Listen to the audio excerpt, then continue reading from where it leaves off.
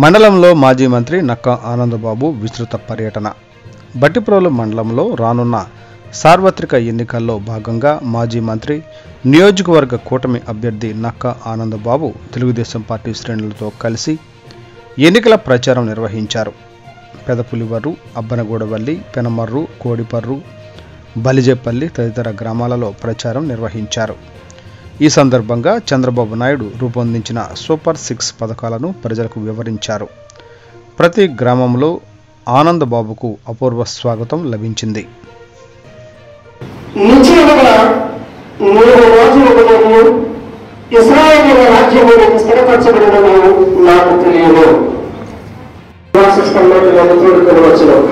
అప్పుడు నేను దేవుని వెనకట్టున్నట్టు నాకు ఆనంద సంతోషం కలిగించే దేవుని చేరుతాను.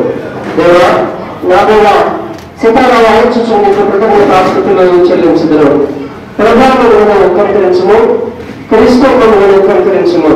ప్రభావములను కనికరించము, క్రీస్తు మమ్మల్ని కనికరించము.